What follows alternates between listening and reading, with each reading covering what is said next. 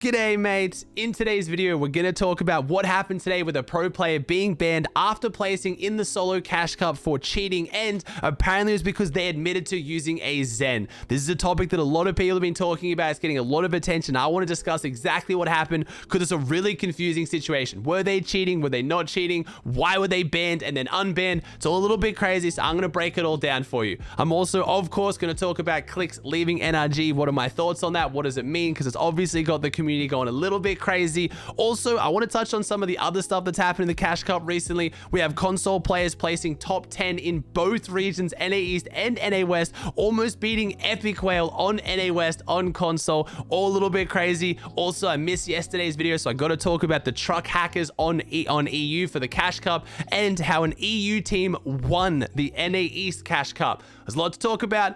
Let's just jump into it. Let's talk about what's going on with the pro player today who got banned and unbanned because apparently he made a joke, or apparently he is actually cheating or zenning. So we have Stifferoony, who came fourth on the NA East Cash Cup. He won $450 and he posted out that he won, and then in the replies he said while zenning as a joke. A lot of people understood, but he then got banned, and then this is where it got really confusing because a lot of people assumed that meant, okay, he's either gotten banned because he actually is zenning or cheating. Now this is the first time I've actually talked about zenning on my channel because it's something I never wanted to draw attention to. I don't want to explain exactly what it is because it's going to promote people to use it, but almost everyone knows about it by now. You guys have always been asking me, Aussie, make a video about it. Why aren't you talking about it? Because it just brings more attention to it and just makes the problem worse. So just all you need to know is he's cheating, or apparently he was joking about cheating, basically saying he has aimbots. So what ended up happening was he ended up getting banned but then unbanned. This is what confused a lot of people because either he was cheating and then he deserved to be banned and that's why he got banned, but then he wouldn't get unbanned. A lot of people think that he got banned because he was joking. That seems to be what Stifferoony thinks is happening. So he made a lot of tweets, addressing Lumen and Donald Mustard, saying it was a joke. I didn't mean it. Like, firstly, you do get banned for making jokes about cheating. That is very much in Fortnite's terms of service, and we've seen people get punished for this before. Please don't be dumb enough to make a joke about cheating. No matter how clear the joke is, it is not worth the risk. If Epic wants to take a stance, they can and will ban you. So first up, don't joke about cheating. It's just a silly thing to do.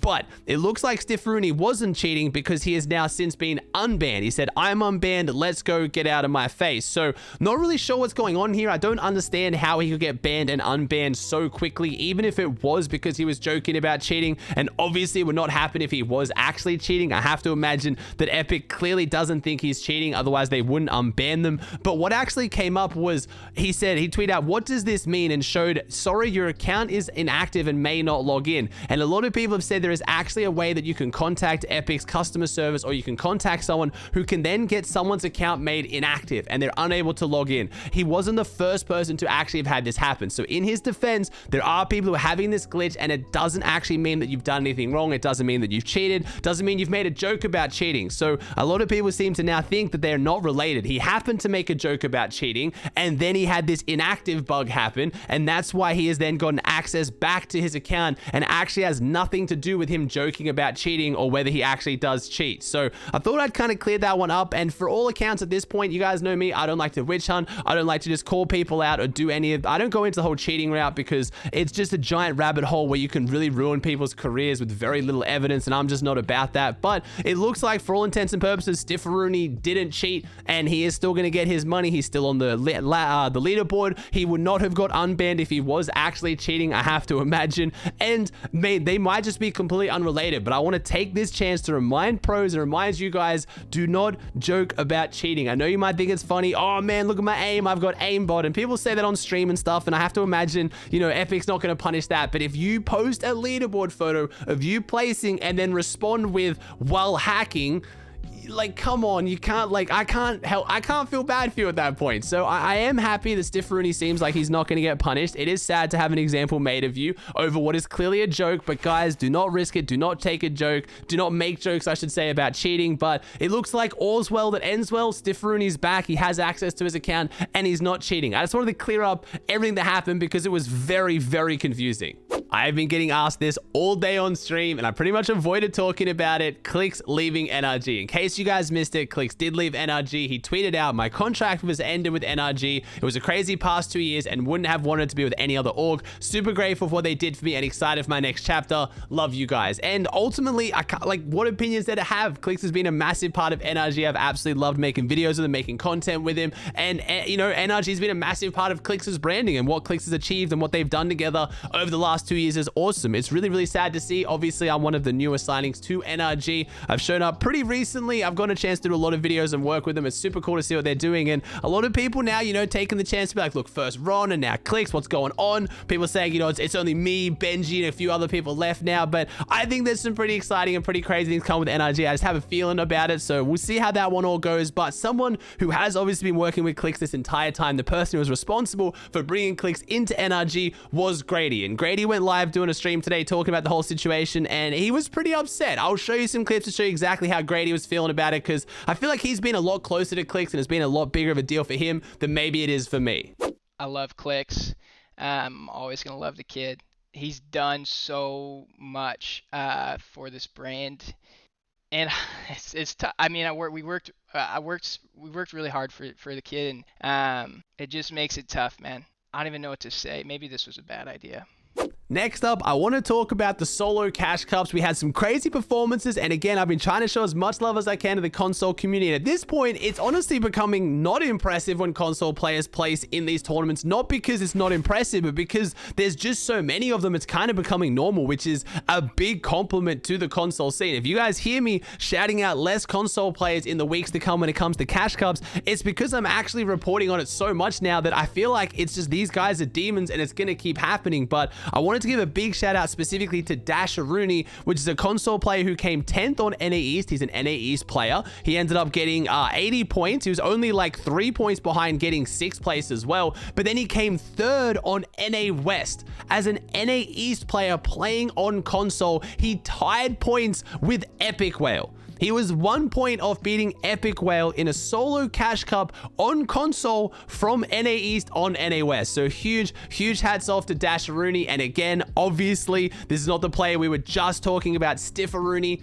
Different people, okay? Just got to make that clear. Also, I do want to give a shout out on NA East. That wasn't the only console placing we had. We also had Chicken Wing, who placed at the very top there. Now, I believe he goes by a different name because the name does change when you're on console and you goes back. I believe his actual name is Swexy, but huge shout out to Dasharuni and Swexy. Huge performances from the console gang. And yeah, I mean, it really does. It's got to motivate you if you're on a console that you can be placing in the big money at the moment, and consistently too, on 2 regions back-to-back top 10 placements. Going through the rest of the leaderboard, EU, we had an insanely close finish. It was so exciting. We had Marion win the EU Cash Cup in first on 124, tying points with Anas, who came second on 124, who in Anas's last game got a 4 elim 5th, where he actually eliminated Marion, who got a 4 elim 7th. If he had got a single more point, he would have won the Cash Cup, but because Marion won game number 5, he won the tiebreak with the win. But watching second place, who's charging up, trying to overtake first place, killing him at the very end, it was super exciting. It was so much fun to watch, and I got to shout out how insane Marion is doing right now. Placed first in the first qualifier with Rifler to go straight into grand finals for duos, has now won a solo cash cup. Like, Marion is clearly on a very dominant tear right now. But the EU leaderboard was stacked. We've got Marion, Anas, then we've got Deceptos, Kami, and Hen. Like, that top 5 is so incredibly stacked. And then in 6th, we had Katazuki, I believe you pronounce it. I'm sorry if I got that wrong. Then we had Thomas HD, Vidil, Ju, which is Stompy's teammate, who just made grand finals as well. And then Restretto in 10th. On NA East, we had Flu Scare Bear, which is Scare. This one was super exciting because coming into this cash cup, I believe Flu Scare Bear only had like $200 in earned or something like that. Yeah, I think $200. He now made $800 from this cash cup and has 1,000. So huge pop-off performance for him, just quintupling his old prize earnings, which is always massive. Then we had Pump in second on 113. We had Cardi on 102. Stiffaruni, who we already talked about, on 96. Playerfi, Chicken Wing, again, 2 console gang, absolutely crazy in the top 10. TK, Slothky, Jack, and Dasharuni, who I just talked about. Now, NA West, I already mentioned this a little bit with Dasharuni's insane placement. We had Kinzo in first on 117. Kinzo right now is just absolutely dominating NA West. This guy has kind of come out of nowhere and just really, really popping off. It was great to see Epic Whale back up there in second place, tying with Dasharuni. Then we had Sharp 2K, Bolts, Wale, Andy Venture, Moose, Dom, and then Salty. So the solo cash cup was super, super exciting on every region, and I love just seeing all the different storylines come out of the cash cups, even while FNCS is obviously, you know, taking most of the attention. Now, I wanted to backtrack a little bit. I didn't make a video last night because there wasn't enough to all put into one video, but I really wanted to talk about this. The two truck hackers on EU in the Cash Cup, you probably saw this. I don't like, again, bringing a lot of attention to hackers because it just gives them the attention they want. And the reason why I want to talk about this, though, how do two players get over 60 eliminations 2 games in a row, making games end in like 10 minutes by flying a truck through the game, just mowing everyone down, and Epic can't just instantly ban them? I truly do not understand what is going on with the anti-cheat at that point, or whether there is anyone at Epic who's paying attention to these cash cups to ban cheaters. It was all over social media. You saw Moda having some absolutely hilarious reactions to it. It was just a crazy time in general. They killed streamers. It was just, how do you see someone kill like 60% plus of a battle royale lobby, clearly not doing it properly? I know we have pro teams who drop 50 and almost 60 bombs, which is wild, but when the game ends in like 10 minutes, that is clearly not normal, should instantly flag something and should have them instantly banned. When you when you see someone doing really well and you have to investigate them and maybe they're cheating, maybe they're not, and people hit the VODs and try to find suspicious clips, the man was flying a truck through people. Like, at that point, there should be an Epic staff member who sees those clips. That guy's hacking, insta ban, get them out of the tournament. But they weren't. They played every game of the tournament. It looks like they weren't hacking the entire time based on their match history, though, but I've still just got to, I've got to ask Epic to do a little bit better when it comes to these cheaters and hackers. Surely we can have a faster response to get these people out of these tournaments instantly.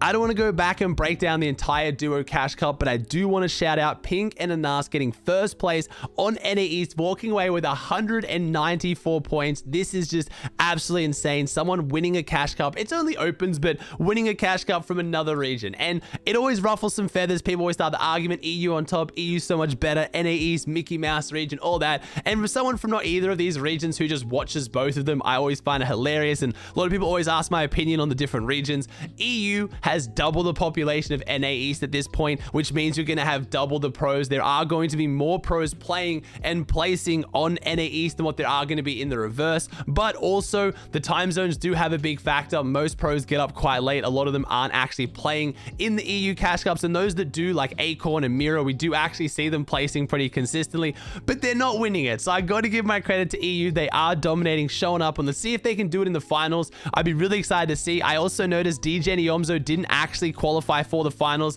unless I'm mistaken. So that means Pink and Anas might actually have their drop spot uncontested on NA East for the finals, which would be so fun to watch. Again, twitch.tv/Aussie Antics. I'll be doing a viewing party for all of the Duo Cash Cups today. It's gonna be super fun to watch, and I'm excited to see how they go. I've also got to, give a little bit of credit to NA East. I don't get how these EU pros have such good ping to NA. I filmed a video for NRG with Benji Fishy today, and we played on NA East servers. He has better ping to NA East from Europe than I do currently living in Vancouver on the west coast of North America, on the same continent. So at that point, it is pretty insane how good EU's connection is to NA. But again, the reverse would normally apply. If someone in NA gets a really good internet connection, they're going to have great ping to EU as well. So we'll have to see how the battle of EU versus NA shapes up in the finals.